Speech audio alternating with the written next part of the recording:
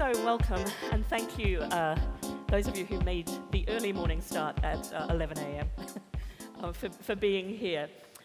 So this panel is called Disarming Disinformation, how leading international editors are responding to information pollution in a pivotal year for democracy. And I will formally introduce our esteemed panel individually in just a moment. But let me tell you a bit about the underpinnings for this panel. And I should say, we don't actually need to tell this audience in this country that 2024 is a pivotal year for democracy. It's a pivotal year here. It's also an election year in the US, in the UK, in South Africa, and in multiple other countries around the world. And the function of independent journalism in securing and popularizing facts and scrutinizing elections is vital.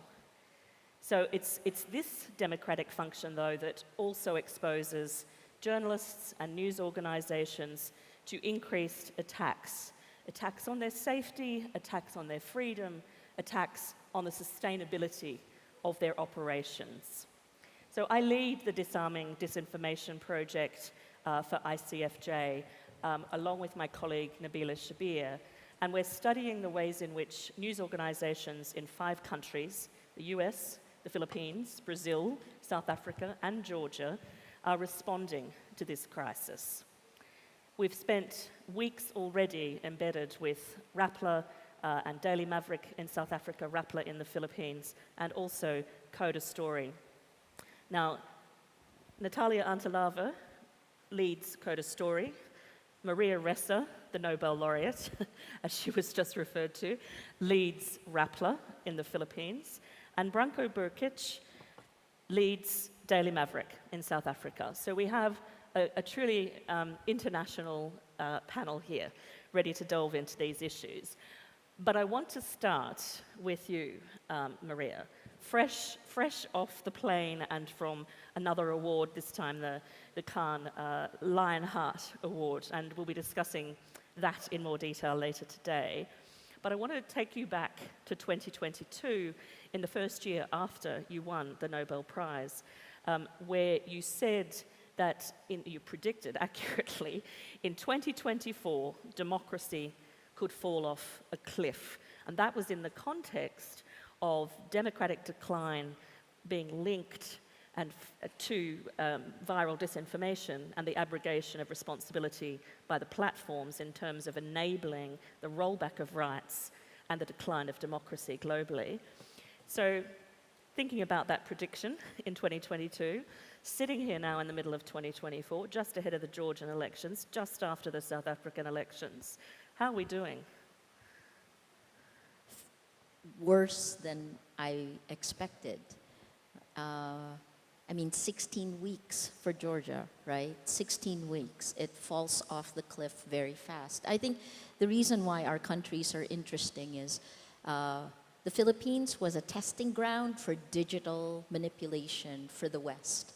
So we had 110 million people on Facebook. Facebook was our internet. So you essentially have 0 rating. When you have 0 rating and you get Facebook for free, that's why disinformation went viral so quickly. But aside from the Philippines, right? And in 2016, I went to the US in Mountain View at the Google complex, and I said, at that point, I was already under attack with 90 hate messages per hour. And I said, what is happening to us is coming for you. And I wish I had been wrong, but by January 6, 2021, Silicon Valley sins came home to roost. South Africa, now, I think you'll see, and Branko will tell you more, they're the testing ground for the US elections coming up, as I think Julie is seeing. And then Coda, Georgia, you guys were strong enough the first time. Are you going to be strong enough now, I think is the question. So where are we? Well, we've now gone through all of the elections. It's mid-year. We expected Taiwan to do well because the Taiwanese population was built out of resistance, right? They were prepared for Chinese disinformation. But nearly everyone fell slightly, and while the news says India did better, Modi still won. Modi is really he has an army online. The one bright spot is also in Europe, and that's Poland. And when we look at Poland as an example, you already had a rightist government that was sitting in power. We expected them to win, and the reason they didn't was because they passed an abortion law that had the women and the youth come out in force, redefine civic engagement. The Polish felt their backs were up against the wall, and they came out, and they won the elections, right? It's hard because they're working on a coalition government, which is sometimes harder. It depends on the vision you have. So Poland is a bright spot.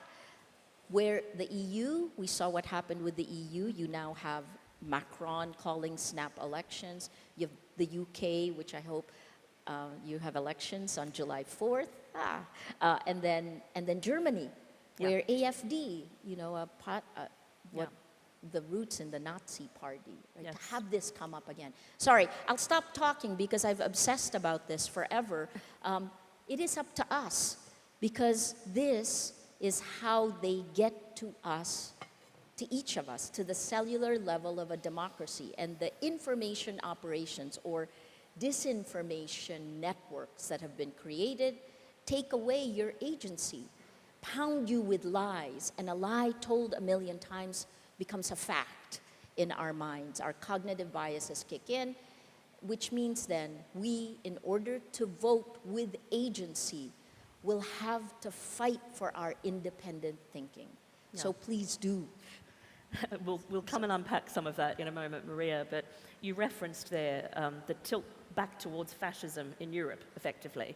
And globally, I would say, yes, yeah. but in this region in particular, it's like if we move further east to the Caucasus where we're sitting, and in Georgia, where in just a year, I was sitting here on this stage a year ago, where there was hope as a result of what was felt to have been the defeat of the Foreign Agents Law, for example. And now we have a situation where this gathering and the funding behind it could be perceived to be illegal by next year, and the operation of many news organizations in this country is at risk as a result of this far-right populist maneuver. Natalia, can you talk to us about the situation here in Georgia and the function of disinformation or narrative capture as you have experienced it as a Georgian who is running an internationally focused news organization which deals very explicitly with these issues? You know, it was interesting Maria brought up Taiwan. I think it's an example that has a lot of parallels here because, this is a country where there is a real, first of all, this is a country that was part of the Soviet Union where disinformation was the only information available, where, it was kind of lies were built into the very fabric of the society. So you would think that people are naturally much more aware of how minds are manipulated. And then there is a real, like in Taiwan, towards China, here there is a real appreciation of the threats that Russia poses. But it's also, and yet the government has been incredibly successful of getting what they want, which is, at the end of the day, as ever, it's money and power, right? And I think to me, it just shows that we need to, I think all of us need to rethink what disinformation looks like. In some ways, I often now think, I wonder whether disinformation has become a useless term because it has become such a part of the fabric of our societies everywhere. Like, is it even helpful to be using the word disinformation? It was the extent, like Julie, last year, we've been at CODA, we've been covering the Foreign Agents Law for 5-6 years.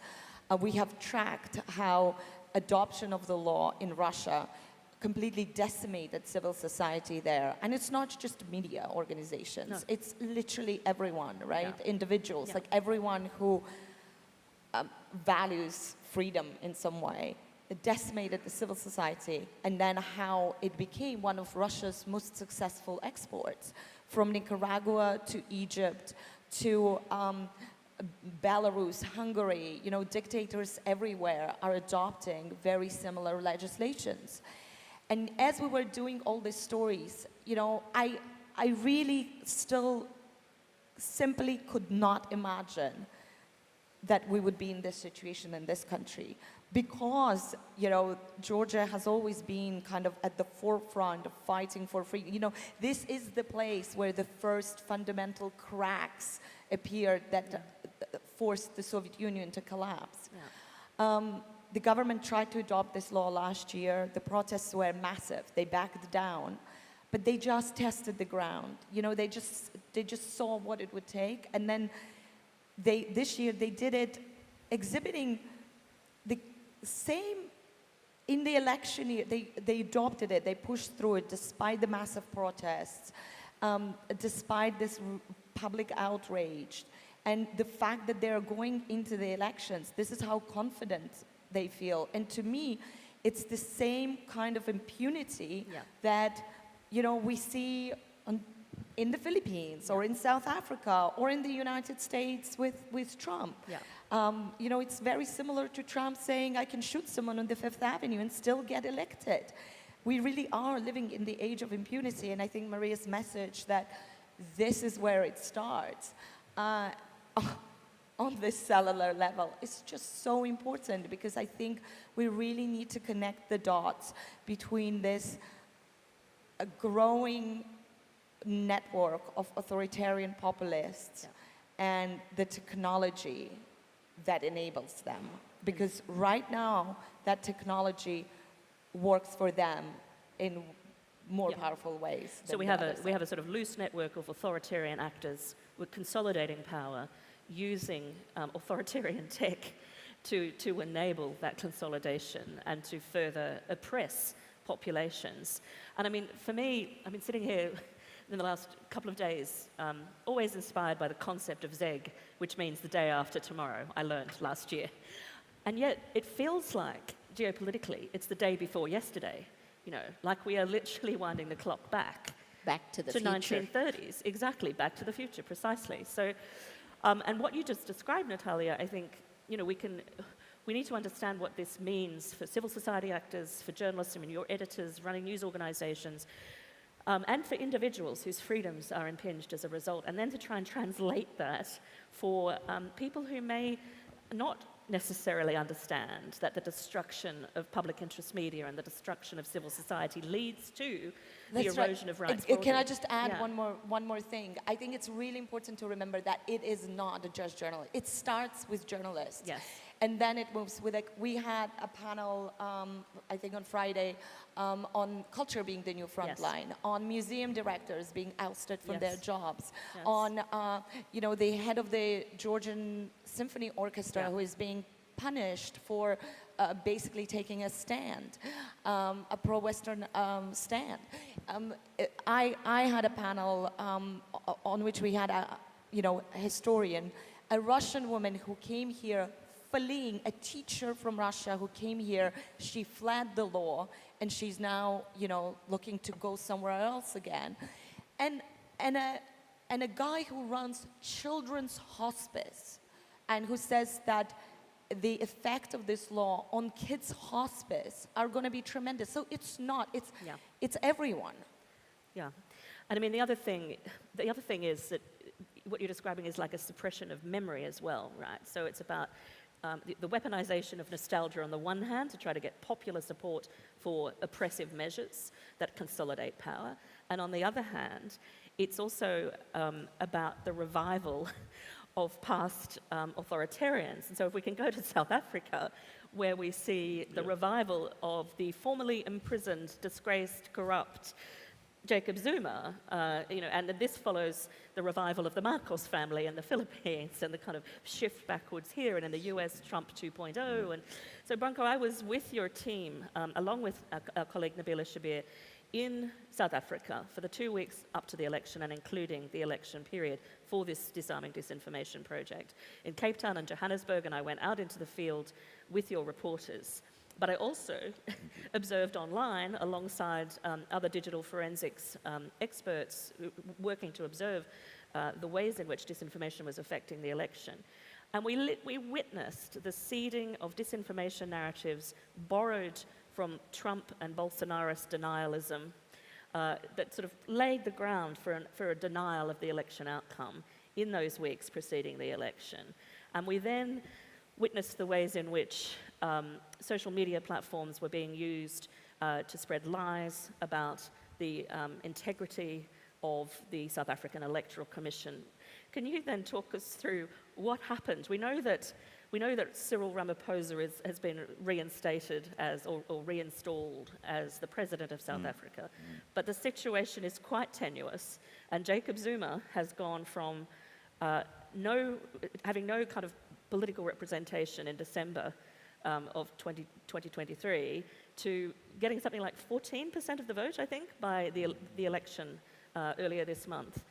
So from your perspective, as the editor of one of the last remaining independent news organizations in South Africa, and I say that seriously, so much has been captured by private and political interests in the Republic.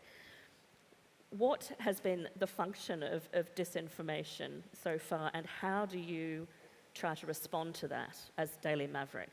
I need to remember everything you asked, so it's the longest question I ever had. Look, I mean, just one thing, the media has not been captured as much as been decimated, financially decimated, just to clarify that. Yeah, previously the biggest English newspaper group, Independent, has been captured, but they also decimated themselves. So if you want to look at the picture of South African media space, devastation is the word rather than capture, if I may say. So I give people example that we lost 70% of jobs in the last 15 years in media, and then last week we lost 800 more, which I cannot explain how devastating and how debilitating that move was by the Media 24. Just to go back to what you were talking about, we laughed. We actually laughed when we saw those campaigns by the independent media group trying to basically prepay the destruction of the image of the Independent Electoral Commission. Just for context, so this is a long-standing, historically important media group in South Africa, ironically named the Independent Group, which now has a sort of function in It's a fake news fueling. factory. Fake news factory. Yeah, it was bought in 2013 by the ANC-linked businessman who stole around $1 billion from South Africa, and he used some of that money to buy, plus used the Chinese money to buy the company. To go back to what you're asking is that, I had to tear up my CV a few months ago because my greatest achievement was getting Zuma out of power. And then he bloody came back. In 2019, here he is resurrected. In 2018, he had to resign in disgrace, and 2024, he comes back, 82 years old, comes back from, in the meantime, he was in jail. In the meantime, he caused the biggest riots in the history of South Africa that caused more than 300 deaths, $3 billion damage, and he's still back. Yeah. Why was he back? Because there's a genuine sentiment within a big chunk of population that their lives have not improved after apartheid. And he was able to capture those people, capture this to kind of cleanse himself from the guilt from them actually being in that space, quite geniusly, and reverting to 19th century ideologies, tribalism, nativism, and it worked really well. What was actually quite interesting is that how it's a global playbook. And we use right-wing, left-wing terms. They're basically meaningless anymore. They're extremism on one side, and they're nihilism on the other side. And why I'm saying nihilism, it's really important to understand. Jacob Zuma never wanted to be in power. He knows that he can't run anything. The chaos is the point. Yeah. Okay. So when I see every single of the moves that he's actually pulling is not about running the country again, it's about causing more chaos. I see the Russian 1960s, 1970s, all Soviet KGB strategies and tactics just being revamped, adapted to the new world. Yes. But it's a very much the same thing, except that today they have a much better communication technology, and by the way, they're largely supported by big tech globally.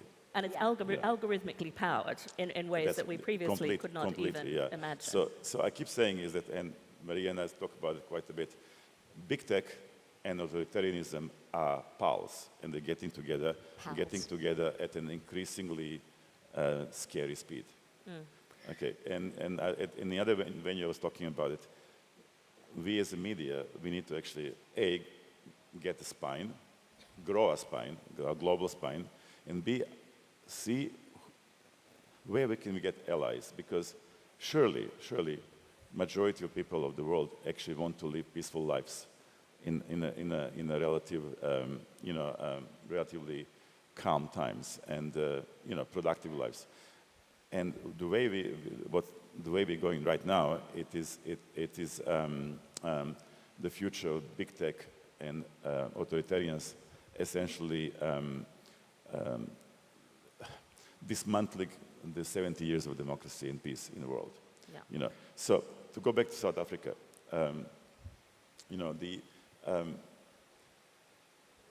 people talk about, and I said yesterday, people talk about this stunning result. Actually, nothing much changed, except that the nativist, anti-democratic wing of the ANC has been exposed through voting for Zuma's MK party, which is nativist anti-democratic party. So right now we have a 25% of parliament reserved for the most extreme, left, right, whatever, But populist and authoritarian. Populist authoritarian parties who actually do not want to run the country. Yeah. They want to get want to share the spoils, so they don't want to run. They don't want to, they want to cause trouble. Yeah. And unfortunately, that's not a good space for in today's world. Yeah. And also, if I can just say one thing before we go. One cannot underestimate the role that South Africa plays in Africa. South African media is the last functioning media, and by the way, we are hanging by fingernails. Yeah. So one cannot understand what kind of crisis Africa is going to be once it starts spilling over around all over the world. And I think very relevantly, one of the things we observed in speaking to journalists on the ground, very experienced journalists on the ground, and also interacting with data scientists who are monitoring very closely what was happening on social media, is exactly what I said to Maria, which she just shared, which is, for me, South Africa is that election period represents the kind of canary in the coal mine for the US that the Philippines represented as the canary in the coal mine in 2016. But one of the things that I think links you all together that we need to focus on is that you have each, and your entities have each been effectively accused of being foreign agents, right? So, Branko, you have appeared in headlines accused of being a Serbian spy, for example, among many other things. Maria, and you're facing, Natalia and your colleagues, obviously, the foreign agent law, which has very specific chilling effects. But Maria, can you remind us what your first criminal charge was? I mean, we're sitting here with you talking about how we fight back. Your book has just been published in Georgian, How to Defeat a Dictator, I think the direct translation is. I love the title now, in Georgian. But you still face a range of charges, and the first one involved what exactly? Very similar to what you both have, which is that they attacked, it was a business attack, a charge by our Securities and Exchange Commission that we were owned or manipulated by foreigners. You're also a foreign agent. Yeah, see? You're Serbian. Well, I was both a communist and a CIA, so, you know, it was kind of interesting. But I want to pull some strands together in the things that we've been saying, which is, you know, if you look all around the world in the elections, back to the future, right? Yeah. In Indonesia, the world's largest Muslim population, in February, Indonesians just elected the son-in-law of former President Suharto, who had been in power for almost 32 years. It was, you know, the end of that time period ushered in a new democracy. You have Anwar Ibrahim is in Malaysia. You have Zuma coming back. You have Trump potentially coming back. Why? And I'll pull this, right? That Milan Kundera quote, the struggle of man against power is the struggle of memory against forgetting. And do not, you know, you're very proud that Georgia has this.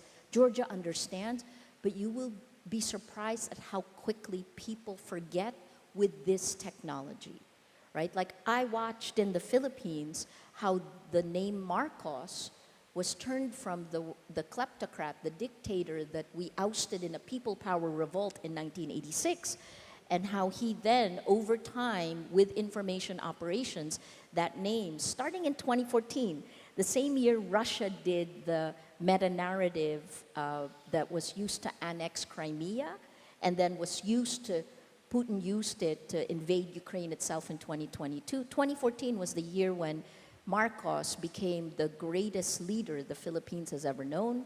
We elected his only son and namesake overwhelmingly in 2022. But I can't complain because we were in hell under Duterte, and I would say now we're in purgatory.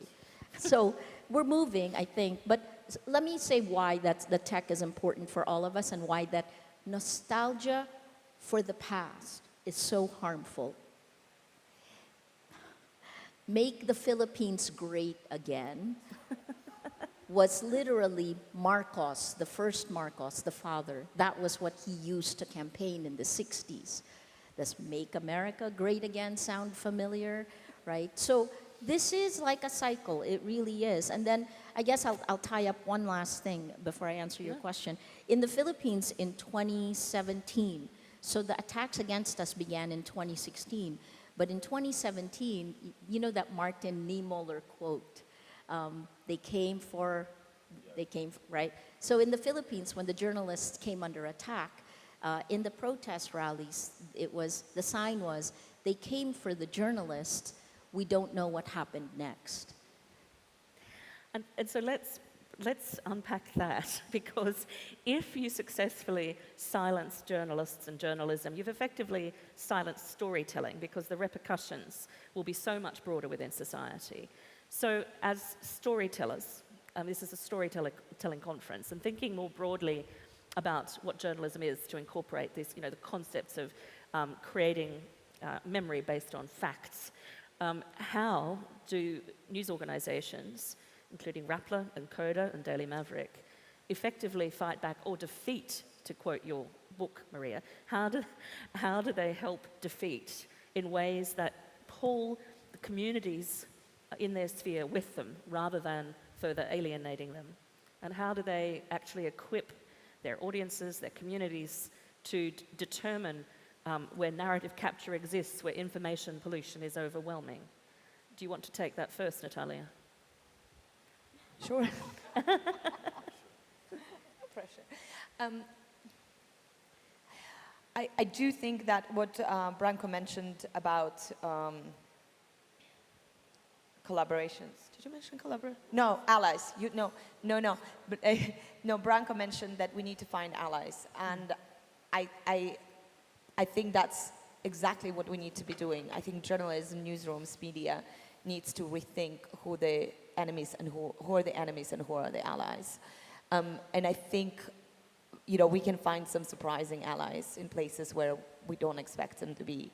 I think we need to look carefully at who else is being affected by the way that information travels these days, by the way we consume information. And I think it's everyone who does depth and context. And that's artists, filmmakers, creators, philosophers, historians. It's anything that, any field that doesn't try to sort of pivot to black and white. Everyone who does nuance and complexity is being affected in very similar ways. And this is why when, we created ZEG, we did not want it to be a journalism conference, because I think it's incredibly important for journalists to get out of their silos and to bring in other people and to create these links and alliances with people who are under similar threat. As You us. talk about radical collaboration as being part of the future, right? For Coda especially. Yeah, very much so. I really think, the good thing is that sort of the era of competition is over. I think Between media houses, yeah. I think there are ways of collaborating I just gave Maria the copy of the magazine that we created, of an issue we created with a magazine called Stranger's Guide, where we essentially embedded into each other's newsrooms. And we created this issue on colonialism that very much came out of a conversation that we had here at ZEG last year, you know, and it's creating these kind of streams, and it can be bigger than that. I mean, we've been talking about doing things together. So I think collaborating, looking for allies, looking for those who are affected in the same way, and the big tech issue is hugely important. It's really, and I don't think it's something that general public understands at all. I always compare it to, I remember prior to 2008, and 2008 was when Russia invaded Georgia, I always felt like when I was in the West, like whether it was in London and Brussels and in Washington, in New York, I was always the crazy person in the room saying, Russia's really dangerous. Everyone was like, oh, there she goes. No one is questioning this. I now feel like the crazy person in the room saying, Google and Meta, really bad news, OpenAI, and everyone's like, oh yeah, there she goes. But it is really important for us to, and this is why I think I'm so glad that you're here, Maria, and I'm, the message that you spread around the world through your insane travel schedule is so important, because people need to realize that there is an incredible and a completely new kind of alignment between Silicon Valley and authoritarians. So it's like the Axis powers we're dealing with now as a combination. Yes, they are natural allies. They are natural allies. And they use the same tactics. I mean, literally. Yes, and you can explain them better than I. The playbook. I just want to ask Branko to come in now, because I know you have some specific thoughts about how to network the response, and then to Maria. Yeah. Well, just a few things. I feel sorry for maligning Mitt Romney in 2012. I think he was right to point out that Russia was the biggest problem globally. Second thing is that you guys know what is that Hungary is now rotating president of the EU now. You know what is the slogan for EU? Make Europe great again. Yeah. Just for information, okay? Really? Yeah. And then third thing is that to what you guys was talking about, we need to understand how much power we still have. Okay. There's a reason why they are spending so much money and so much energy to shut us down, to destroy, to shatter the trust in what we do, to shatter the truth as a foundational, value of every society, because we are the greatest threat to these forces of nihilism. Okay, we need to understand that 10 million times repeated social media post is less powerful than a 10,000 times read a proper good news report. We need to understand that. And I know it's difficult to understand it when you're staring at the barrel of a gun, or when you're actually staring at a closure because you have no money to pay the salaries. But we need to understand that. And with every day we don't do things globally and urgently, we're losing an inch of that power. It's being, it's crumbling with every day. We need to do something together. So, I think together being is really key. Like, I'm so glad. Like, I can see Abbas from Uganda here, who is, like, that Uganda is going through some of the very the patterns are the same. It's anti-LGBTQ, it's the foreign agents, it's the same playbook. The difference is that, they network very effectively, and they have built very agile, flexible, very smart networks where they're very good at picking up techniques and tips and adopting them. It's a very makeshift in some way and very organic operation. Absolutely. And I think that's what we need to do too. Yes, Like exactly. we need to learn from We need to learn from the Putin. playbook, develop our own playbook, which is a way of fighting back. But if I can say just one more Yeah. thing, is that if you ask me what I'm really worried about globally, well, many things, of course. But one of the things that really worry me is that unlike in the US, people who were doing this playbook, and maybe in Hungary, maybe in Poland, were not really skillful in that. You need to understand in South Africa, one of the reasons why they didn't succeed so far is that people who they hired to actually work on this information are really not good at that. I'm losing my sleep over skilled people starting to do this, joining those ranks. Skilled people can do these jobs with much greater nuance and much greater damage. Blaring headlines that Branko is a liar and a thief is not going to help anybody, if you know what I mean. Yes. Much more nuanced, guys. The way Fox did it over the last 20, 25 years, that is much more damaging and much more powerful. And that moment will come. Make no mistake, that moment will come. Yeah. And what links you all together again, unfortunately, is the geopolitical power. It's the foreign state actors. So we see evidence of Russian disinformation operations in the context of the South African election. We certainly see it writ large in Georgia, and Maria, in the Philippines. I mean, we've seen evidence of Chinese-sponsored disinformation operations focused on... Actually, we have both Russia South and Africa China. as well. Chinese Yeah, is, yes. Chinese is important Yeah, in, much in in South South Africa Africa. as well. Yeah, yeah. So, Maria, how then, given all of this, given this kind of axis of hostile powers, including big tech, how do you actually respond to that problem effectively? And how do you hold tech accountable in the first instance, authoritarian tech? Well, first, I just realized we're talking macro, but I hope it's clear how the tech works to manipulate us, right? And let's start with just this concept of personalization. Because personalization was used to, like in the past, if you buy sneakers, then sneaker ads will follow you, right? It was used for advertising and marketing. But then it got better and better and better, and geopolitical power came in. Around 2014, Russia was really the innovator, and then China followed suit. You now have Iran doing, everybody is manipulating us. In the US right now, we've identified 7 layers of manipulation, with the fault line is Gaza, right? Which literally, what disinformation does is it pounds open a fracture line in the society, and then when the society is in chaos, or when you don't believe anything, that's when it's most effective. So think of personalization now to its 2024 end, which is, if everyone in this room has their own personalized reality, right?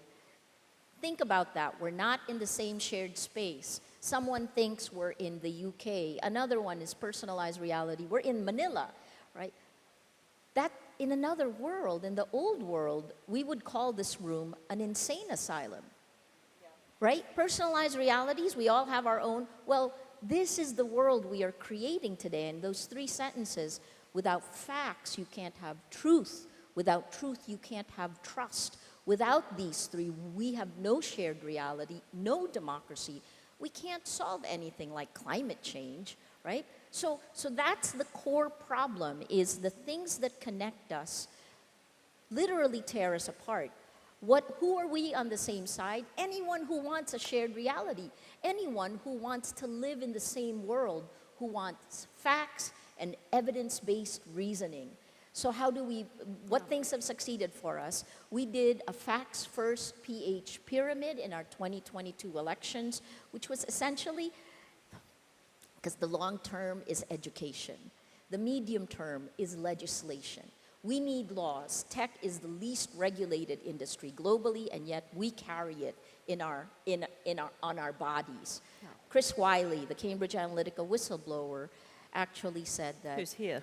Oh, he's I'm not sure Hi, he's Chris. in the room, but he is here. Tonight maybe he'll come in. But he said that colonialism didn't die; it moved online, and it was initially Silicon Valley's colonialism, right? So if you are LGBTQ+, if you are a woman, if you're brown, black, or from the global south, you're further marginalized in this online world. Let me lead it to what we do, right? All news organizations, civil society who wants facts, we are all on the same side. So we did a facts-first pyramid, 150 different groups, because in the short term, we have to use this flawed, corrupted tech. But we don't want to lie, and we don't want to manipulate you. So what we did is we brought it into the real world. In the virtual world, we did an influencer marketing campaign for facts. Influencer marketing campaign, right? And I mean, at the Cannes Lion, in front of the world's creatives, I asked them to treat facts like a brand. How do you make this brand interesting to everybody? Because guess what? Facts are really boring, right? No one wants to deal with the facts. They'd rather get fear, anger, and hate. And that's what keeps us scrolling. Sorry, I can talk about this forever. Let me end it with just this, right? For all of us, for all of you, we cannot live in a world where we do not have a shared reality. That is what will tip us to fascism. We need to create that shared reality so we can actually act in a way that will make our world better. Okay, we have about 10 minutes left, and I want to give the audience a chance to ask questions. I'm having difficulty seeing hands from the stage, so can you, with the microphones, identify people with hands up and give them a microphone? And please, when you want to ask a question, stand up and tell us who you are, if you feel comfortable doing so, and put your question to the panel. Hi, Irma Dimitradze from Georgian independent media outlets, Batmale Bendet Gazeti. So I have a question for all of you, and it's about Georgian context. When we talk about this foreign agents law, we say it's Russian, and we think about the examples that Natalia mentioned from the beginning, different countries. And we know that it was only Hungary where it was not implemented successfully because it's a EU country. And we also know Georgia is not the EU country. And the more we read the law, we understand that there is no way out. So we set the goal that there is only way out and only solution to win this election, which will be electing between, like choosing between the freedom or totalitarianism. But sometimes I have this feeling that we ourselves as journalists and the public also make it, we put so much at the stake that we say the only way is winning. And it also means that if we lost this election, and it can happen, unfortunately, then that means that we lose the country. Can we bet the country?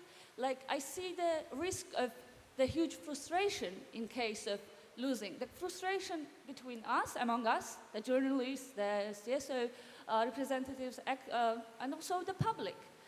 How do we mitigate it without creating the idea that okay, we are losing or we will lose? So let's be positive, let's be motivated, but also mitigate the risk, because it really scares me. Yeah. We don't want to, sometimes I have a feeling that we don't want to see the reality where this election goes in a way which we don't want, because we can't just say, okay, we lost it and we lost the country. Thank you. Natalia, do you want to start with that? Yeah. You know, just over 100 years ago, Georgia finally got independence from the Russian Empire, and it lasted 3 years before Georgia was invaded by the Bolsheviks and forced into the Soviet Union. We've now had 30 years, right? That's a lot longer. The country, the society is a lot more mature. And yes, I think we have fallen off the cliff, and this election is a thread by which everyone is hanging.